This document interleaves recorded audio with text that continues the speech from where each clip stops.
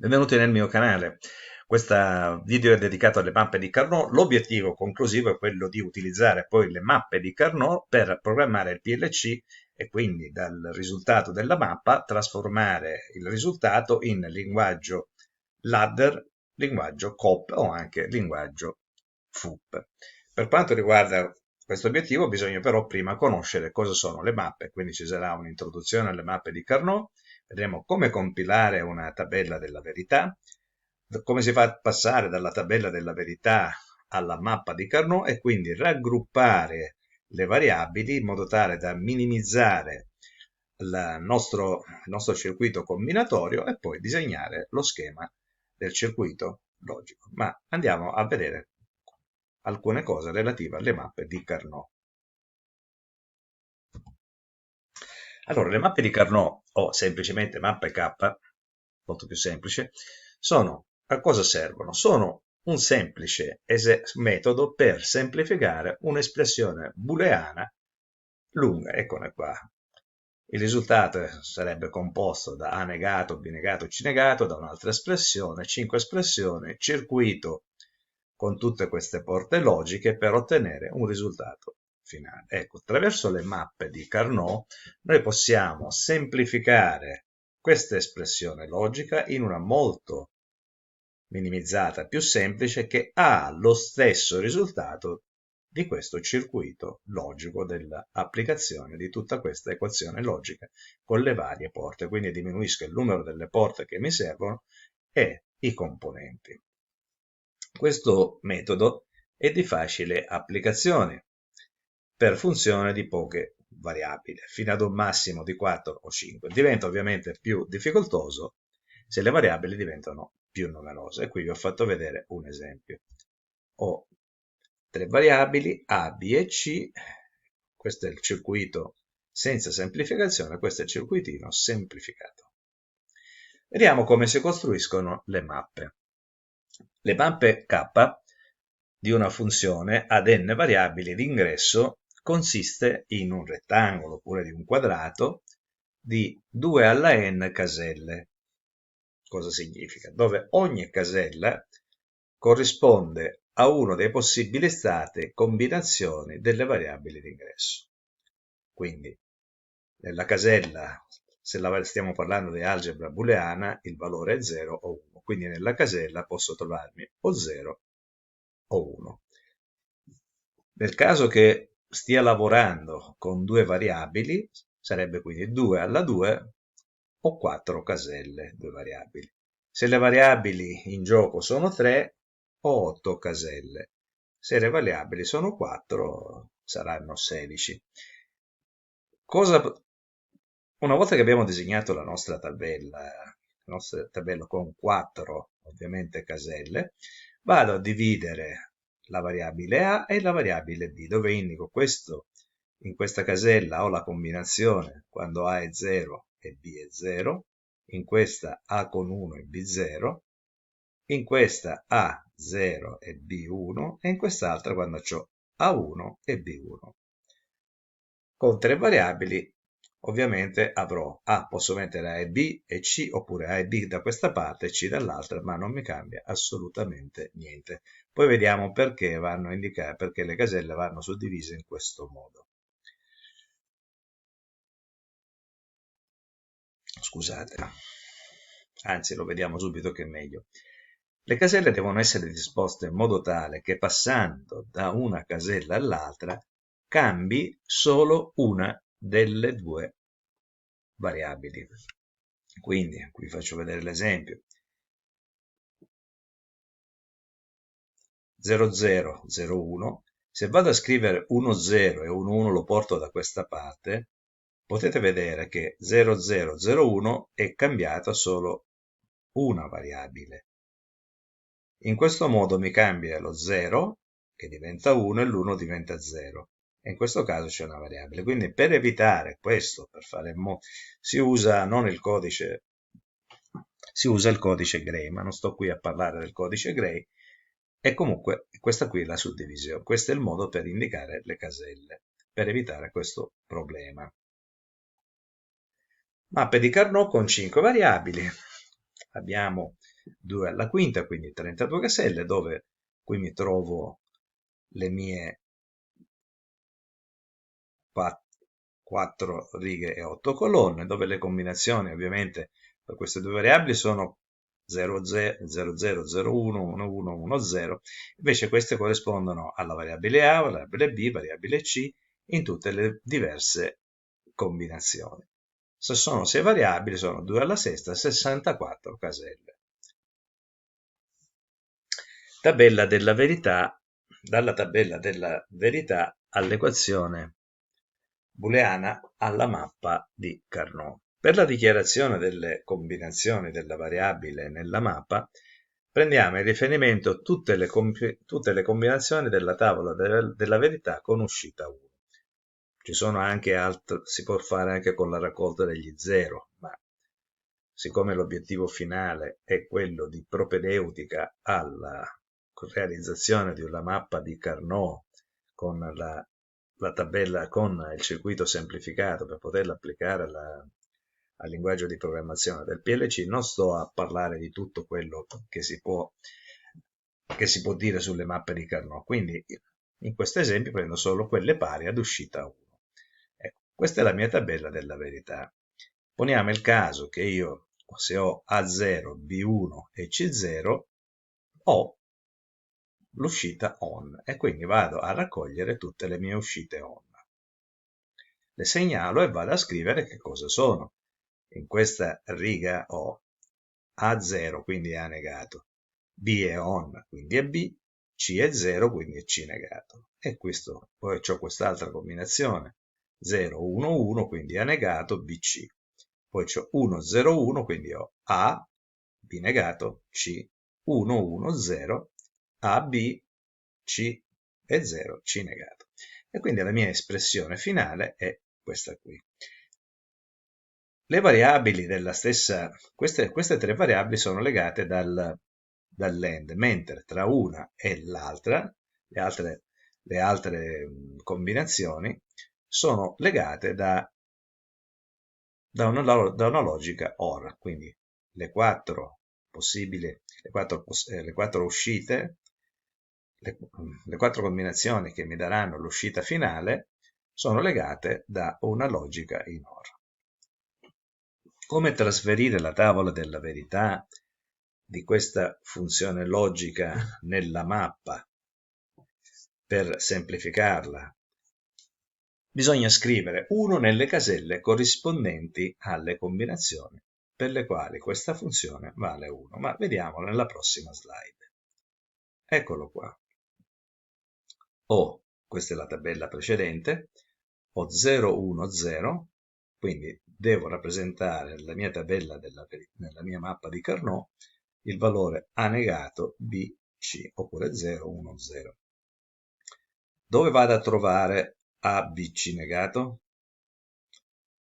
Questo è A e questo è B, quindi io ho A negato, me lo trovo qua. Mi trovo anche B, che è 1, il C negato è questo, mentre questo è C, quindi qua corrisponde a 1 ed è l'equazione ABC. Poi ho A negato BC, A negato, il B è 1, il C è 1, quindi ce l'ho, qui vado ad indicare 1. Poi ho A 1, 0, 1, 1, 0, 1, quindi A deve essere 1, B deve essere 0, quindi mi trovo qua A1, B0. Mi serve però il C1. Il C1 ovviamente si trova qui, quindi qua devo segnalare la mia casella 1. Infine ho A e B che sono 1, mentre C è 0. Quindi A e B1 sono qua A1, B1 e C è 0. Ecco, quindi ho compilato la mia tabella della verità. Qui ho messo altre 2 tabelle, altri 2 esempi, dove ad esempio qui l'1 ce l'ho con questa combinazione a 4 variabili, 1, 2, 3, 4 combinazioni. Queste 4 combinazioni, se le vado a portare sulla mia mappa di Carnot, devo avere 1, 0, 0, 1, quindi A e B 1, 0, il C 0 e il D 1. C0 e D1. Ecco, se andiamo a fare lo stesso lavoro per le altre tre, mi ritrovo una formazione della mappa di questo modo. Se invece questa è l'equazione, posso passare direttamente dall'equazione senza passare dalla tavola della verità. Se io ho ABC tutto negato, 0, 0, 0, A0, B1, C0 mi trovo qui, A0, quindi mi devo trovare qua A0, B1 e C1. Poi ho A e B1 e C0, quindi sono qui, A1, B0, C0 e mi trovo qui. Quindi questo è il modo in cui posso ricavare dalla tavola della verità oppure direttamente dall'equazione la mia mappa di Carnot. Come costruire la tavola della verità in base al numero di variabili? Quindi se ci sono due variabili, le combinazioni sono 4. Quindi ho la combinazione 00, 01, 10, 11. Ecco, la combinazione non è data a caso, perché poi ci servirà per tutte le altre. Quella esterna, quella più esterna prima del risultato, deve essere creata con uno 0 e un 1, con uno 0 e un 1. E invece la seconda, questa qui, invece di un 0 si mettono due zeri e due 1. E così ottengo le 4 combinazioni. Se ho 3 variabili, ho 8 possibili combinazioni. Quindi come faccio a costruire la tavola per 3 variabili? Le prime due l'abbiamo capito, 0, 1, 0, 1, una serie di 0, 1. La seconda, 2 zeri e 2 uni, e 2, 1. La terza, la prima, che poi è la terza, quella che sto considerando, 4 zeri e 4, 1. E se le variabili sono 4, quindi ho 16 combinazioni, la prima 0, 1 una fila, la seconda segue la stessa regola delle prime due, la seconda 2, 0 e 2, 1, la quarta 4 zeri e 4, 1, la terza 4 zeri e 4, 1 e quella è e questa qui 8 zeri e 8, 1. Se ci fossero 5 variabili sarebbero 32, ovviamente sarebbero le prime 4 tutte uguali, e poi invece di 8 sarebbero 16, 0 e 16, 1. Mappe di Carnot, vediamo quali sono le regole per raggruppare le variabili. Dopo aver costruito la mappa di Carnot, si devono raggruppare tutti gli 1 pari a potenza di 2, quindi 1, 2, 4, 8, 16, 32, 64 e così via, celle. Ma in che modo possiamo farlo? Quali sono le regole da seguire? La prima di tutte è individuare il minor numero di gruppi che copre gli uni sulla tabella. Eccolo qua. Qui ho una serie di 1, io potrei raccogliere 1, 1, 1, 1, ma ho ottenuto 8 raggruppamenti. Invece la regola dice il minor numero possibile, quindi li prendo tutti e 8.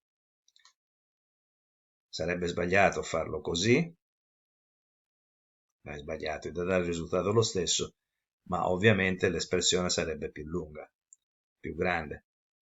Sbagliato fare anche così.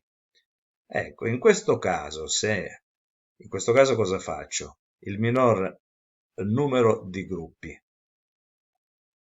1 e 2, quindi posso anche prendere le caselle che sono già state prese. Quindi ciascun gruppo deve contenere il maggior numero di 1 adiacenti. La semplificazione è tanto migliore quanto minore il numero di raggruppamenti e maggiori le dimensioni del singolo raggruppamento. Come vi dicevo, 1 o più celle possono appartenere a più raggruppamenti, questa e questa. Le caselle di estremità, perché poi 00, 01, 11, 10, ovviamente la prossima sarebbe di nuovo 00 o 01, quindi posso raggruppare quelle delle estremità e posso raggruppare, perché in questo caso non posso associarlo con nessun'altra, anche questo 1 isolato, poverino, si trova da solo, dice non lasciatemi qui nella tabella, portatemi con voi. Perché non è possibile raggruppare tre caselle assieme? Qui la vedete barrata. Non possono essere raggruppate perché abbiamo detto prima che deve essere formata da 2 alla n, quindi 2 alla 1, 2 alla 2, 2 alla 3, 2 alla 4, ma nessuna 2 alla n qualsiasi abbia 3 come risultato, quindi non possiamo raggruppare tre caselle. Quindi cosa si fa? O si raggruppa in questo modo, oppure in questo modo 1 e 2, considerando che abbiamo detto il maggior numero di 2 è il maggior numero più grande possibile ai gruppi, è preferibile quest'altro. Mappe di Carnot, quindi abbiamo visto come realizzarle, adesso invece come ottenere l'equazione logica minimizzata. Dal gruppo si estraggono solo le variabili che non variano passando da una casella adiacente all'altra del raggruppamento stesso. Ciascuna variabile sarà in forma vera o negata a secondo se è rimasta 0 o se è rimasta 1.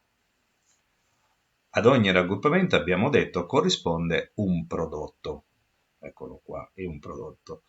Tutti assieme invece sono legati da una funzione logica OR, dalla somma dei prodotti. Allora vediamo questa nostra equazione. Questa è la nostra equazione.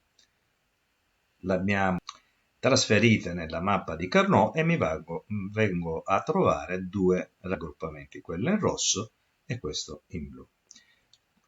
Per la scelta devo guardare cos'è che le variabili che non cambiano in questo raggruppamento. In questo raggruppamento cos'è che non cambia? Non cambia solo la variabile C, perché la C rimane sempre la stessa. Invece A e B cambiano. Quindi tutto questo gruppo si racchiude con C. C uguale a 0. Se C è 0, nella funzione logica viene scritto C negato. Su questo raggruppamento, cos'è che non cambia? A rimane 0, sia qui che qui, e B rimane 1, sia qui che qui. Invece C da 0 passa a 1, perciò non posso utilizzarlo. Devo mantenere A0 e B1. A0 significa A negato e B1. Quindi la mia equazione conclusiva minimizzata di questa funzione logica non semplificata è l'uscita y è uguale a C0, cioè C negato, OR A negato e B. Vediamo quest'altra. In quest'altra, avendo raggruppata in questo modo, quindi, come quella precedente, quello che non cambia è C. Invece queste A e B continuano a cambiare, quindi o C0 o C negato. In tutto questo gruppo cos'è che non cambia? Ovviamente C cambia perché passa da 0 a 1. B cambia perché passa da 1 a 0, l'unica variabile di ingresso che non cambia è A perché resta 1 su questa casella e 1 sull'altra casella. Quindi la minimizzazione di tutta questa espressione sarebbe y uguale C negato oppure A. Da questo otteniamo poi il circuito logico semplificato, perché ovviamente y alla fine deve essere C o A negato e B, quindi con le mie tre variabili mi servono due not, un pomeriggio tardi, una AND che tra A e B, A negata e B va in AND, e il C negato, tutto quanto va in questo OR qua. Quest'altro sarebbe, devo ottenere un circuito logico dove ho solo le variabili C ed A, dove C è negato e A invece non è negato, ma sono legate da una funzione logica OR, quindi C negato o A o la mia uscita. Quindi una volta che ho ottenuto dalla tabella della verità l'equazione minimizzata, vado a costruire il mio circuitino combinatorio semplificato. Un'altra cosa che dobbiamo tener conto è quella che è chiamata condizione di indifferenza. Cos'è questa condizione? Sono combinazioni delle variabili di ingresso che danno luogo ad un'uscita indeterminata, quindi non ben definita, perché o è imprevista, no, oppure non serve, oppure è impossibile. Nel caso di condizioni di indifferenza, anziché lasciare libera la casella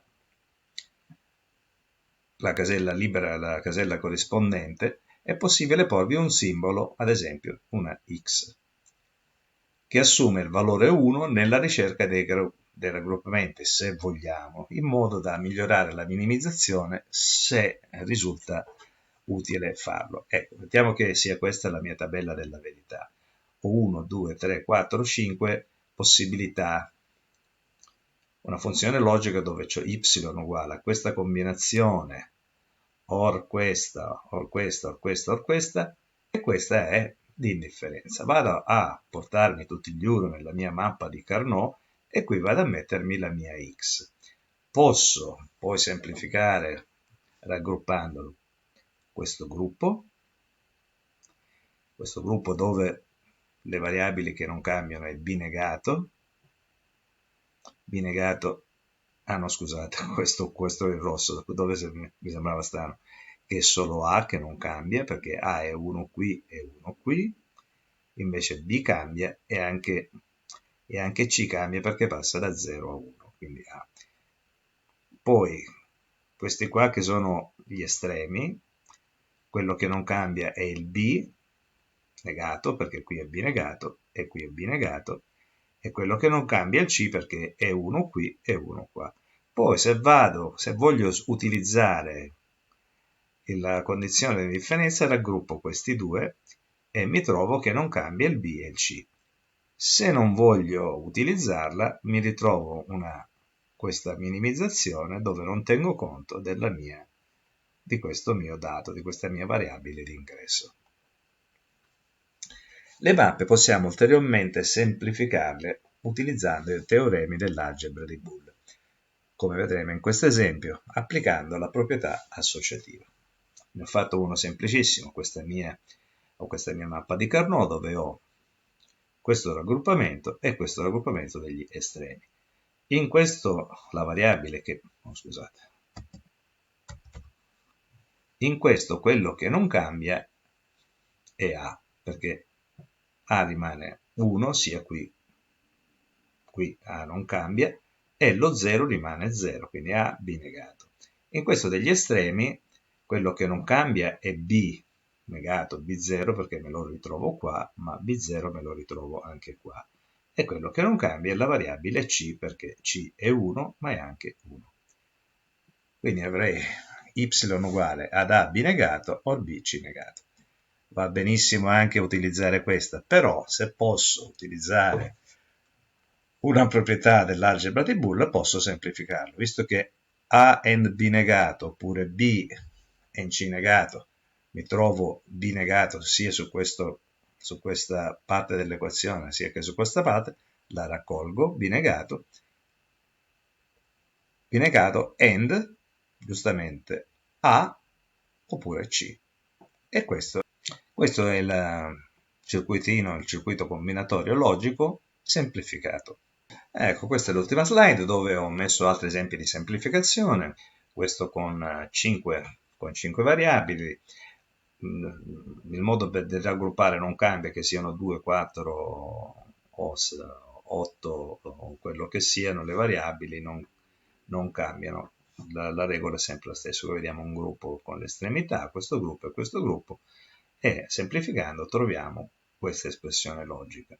Quest'altra invece è con 4 variabili, dove vado a raccogliere questo gruppo, queste sono le variabili che non cambiano, quest'altro gruppo, variabili che non cambiano, e il gruppo estremo, le variabili che non cambiano, ovviamente andando a prendere il primo gruppo, or il secondo, or il terzo, mi trovo l'uscita, come in questo caso, dove ho raggruppato questo gruppo in rosso, le variabili che non cambiano, questo gruppo in blu, e queste sono le variabili che non cambiano, poi i due estremi, le variabili, e questo gruppo ovviamente è formato da solo una casella, perché non posso associarla a nessun altro.